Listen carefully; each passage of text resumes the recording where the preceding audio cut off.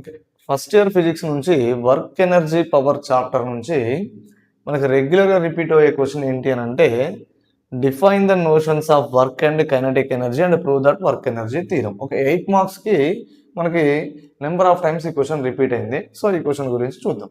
First ఏంటి work. ఓకేనా, work అంటే స్టేట్మెంట్ ఏంటి? ఇప్పుడు మనం వర్క్ అంటే పెద్ద పెద్ద మూటలు మోస్తేనో లేకపోతే పెద్ద పెద్ద సామాన్లు ఎత్తితేనో లేకపోతే పెద్ద అట్లాంటివి మాత్రమే వర్క్స్ కావు. ఒక బాడీ అనేది జస్ట్ 1 సెంటీమీటర్ డిస్ప్లేస్ అయినా అంటే 1 సెంటీమీటర్ మూవ్ అయినా సరే వర్క్ జరిగినట్టే. ఓకే, బాడీ అనేది ఎప్పుడు డిస్ప్లేస్ అవుతుంది? సమ్ ఫోర్స్ అనేది దాని మీద అప్లై అయితే కంపల్సరీగా ఆ బాడీ అనేది మూవ్ అవటం జరుగుతుంది. సో స్టేట్మెంట్ చూడండి, work is said to be done by a force acting on the body under goes displacement. అంటే ఒక బాడీ మీద సమ్ ఫోర్స్ అనేది యాక్ట్ అయ్యి అది కొంత డిస్ప్లేస్ అయింది అనుకోండి, వర్క్ జరిగినట్టే. ఓకేనా, is called work. Work formula చూడండి, W is equals to F into S. F అంటే ఫోర్స్, ఎస్ అంటే డిస్ప్లేస్మెంట్. సింపుల్. ఓకేనా, అంటే ఫోర్స్ అప్లై చేస్తే బాడీ అనేది డిస్ప్లేస్ అవుతుంది. That is work.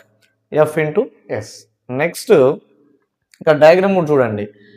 M అనే మాస్ ఉన్న బాడీ మీద F ఫోర్స్ యాక్ట్ చేశాను, బాడీ అనేది సమ్ డిస్ప్లేస్ అయింది. ఓకే, అంటే ఇక్కడ నుంచి ఇక్కడికి మూవ్ అయింది. ఆ డిస్టెన్స్ ఎంత? ఎస్. ఓకే, అప్లయింగ్ ఫోర్స్ ఎంత? F. So formula W is equals to FS. Kinetic energy. Kinetic energy అంటే ఏంటి? కైనటిక్ అంటే ఏంటంటే మూవింగ్. సింపుల్గా చెప్దాం. ఓకేనా, కైనటిక్ ఎనర్జీ అంటే ఇప్పుడు ఫర్ ఎగ్జాంపుల్ ఒక యాక్సిడెంట్ జరిగింది, బాగా స్పీడ్గా వచ్చి ఎదురెదురుగా ఒక 2 కార్లు గుద్దుకునే అనుకోండి, ఎక్కువ ఇంపాక్ట్ ఉంటుంది. అదే స్లోగా వెళ్ళి గుద్దుకునే అనుకోండి, ఇంపాక్ట్ తక్కువ ఉంటుంది. సో అంటే అక్కడ రీజన్ ఏంటి? ఎక్కువ ఇంపాక్ట్ అంటే ఏంటి అంటే అంత ఎనర్జీ అక్కడ జనరేట్ అవ్వడానికి కారణం ఏంటి? వాటి స్పీడ్స్. ఓకేనా, అంటే అవి ఎక్కువ స్పీడ్ ఉండటం వల్ల ఎక్కువ ఎనర్జీ జనరేట్ అయ్యి ఎక్కువ ఇంపాక్ట్ అయింది. అవే స్లోగా ఉన్నాయనుకోండి, అంత ఎక్కువ ఇంపాక్ట్ అవ్వదు. ఓకేనా, లోపల ఉన్న మనుషులకు కూడా ఏం కాదు. సో అక్కడ ఏంటి అంత ఇంపాక్ట్ అవడానికి కారణము? Velocities.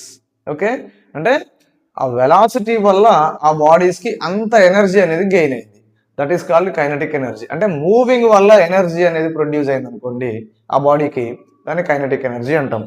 Energy possessed by A body by virtue of it's motion is called kinetic energy. Motion అంటే ఏంటి? మూవింగ్ అనుకుందాం.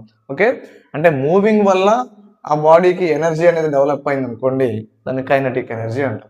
సో ఫార్ములా అనేది K is equals to ½ mv². Okay, next work energy theorem.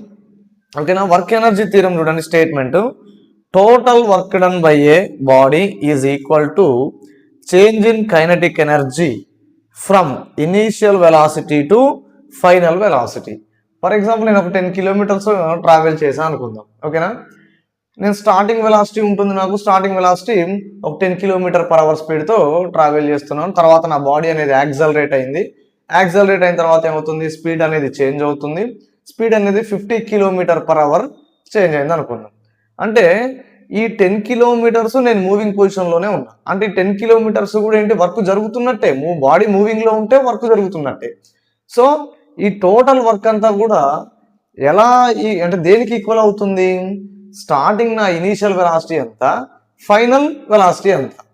Initial velocity ఉన్నప్పుడు initial kinetic energy ఉంటుంది, final velocity ఉన్నప్పుడు final kinetic energy ఉంటుంది. So initial kinetic ఎనర్జీకి final kinetic ఎనర్జీకి ఈ డిఫరెన్స్ అనేది టోటల్ వర్క్ని మెజర్ చేస్తుంది అనమాట. ఓకే, W ఈజ్ ఈక్వల్స్ చూడండి KF మైనస్ KI. ఓకేనా, స్టేట్మెంట్ చూడండి, చేంజ్ అంటే ఏంటి? డిఫరెన్స్ అంటే ఏంటి? మైనస్. దేనికి డిఫరెన్స్? ఫైనల్ కైనటిక్ ఎనర్జీకి ఇనీషియల్ కైనటిక్ ఎనర్జీకి.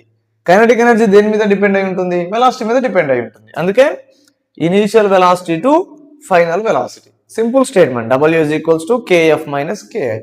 ఓకేనా, రైట్. ఇక చూడండి, ఒక బాడీని తీసుకున్నాను నేను. బాడీ మాస్ ఎంత? M. సమ్ ఫోర్స్ అప్లై చేశాను. సమ్ ఫోర్స్ అప్లై చేస్తే బాడీ అనేది ఏమవుతుంది? యాక్సలరేట్ అవుతుంది. సో U అనే వెలాసిటీ నుంచి V అనే వెలాసిటీకి ఓకేనా చేంజ్ అయింది అనమాట. రైట్, ఇప్పుడు ఒక ఈక్వేషన్ తీసుకుందాం. ఓకేనా, కైనటిక్ ఈక్వేషన్ నుంచి V² - U² is equals to 2AS. ఓకేనా, అంటే మనకి ఈక్వేషన్ ఆఫ్ మోషన్స్ 3 ఉంటాయి. అందులో ఒక ఈక్వేషన్ తీసుకుంటున్నా v² - u² = 2as.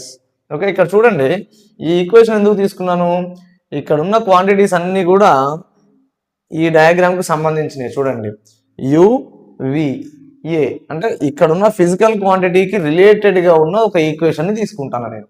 v² - u² = 2as. ఇప్పుడు ఏం చేద్దాం, multiplying half m on both sides. ఓకేనా, multiplying with half m on both sides అంటే ఆఫ్ m పెట్టి బోత్ సైడ్స్ మల్టిప్లై చేయి. ఓకే, చూడండి half m × v² - u² = half m × 2as. 2 cancel అయిపోతుంది.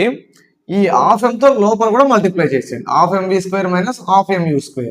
Okay, 2 cancel అయిపోయిన తర్వాత ఏం మిగిలింది, mas. మనకి న్యూటన్ సెకండ్ లా నుంచి F = ma ఫార్ములా. సో అప్పుడు ma ఉన్న చోట ఏం చేద్దాం, F సబ్స్టిట్యూట్ చేద్దాం, Fs అయిపోతుంది. Okay, half mv² - half mu² = Fs. మనకి ఇక్కడ ఫార్ములా చూడండి W = Fs ఉంది కదా. సో Fs ప్లేస్ లో మనం ఏం చేస్తాం, W సబ్స్టిట్యూట్ చేద్దాం. Okay, next half mv² - half mu² = W. Half mv² అంటే ఏంటి, ఇక్కడ ఫైనల్ వెలాసిటీగా ఉన్నది final kinetic energy. Half mu² initial వెలాసిటీగా ఉన్నది ఇనిషియల్ కైనెటిక్ ఎనర్జీ. సో అవి సబ్స్టిట్యూట్ చేస్తే kF - ki = W. ఓకేనా, సో అట్లా వర్క్ ఎనర్జీ థియరం అనేది ప్రూవ్ అయిపోతుంది. ఓకే, ఏమైనా డౌట్స్ ఉంటే కామెంట్ సెక్షన్లో మెన్షన్ చేయండి, ఛానల్ని సబ్స్క్రైబ్ చేసుకోండి.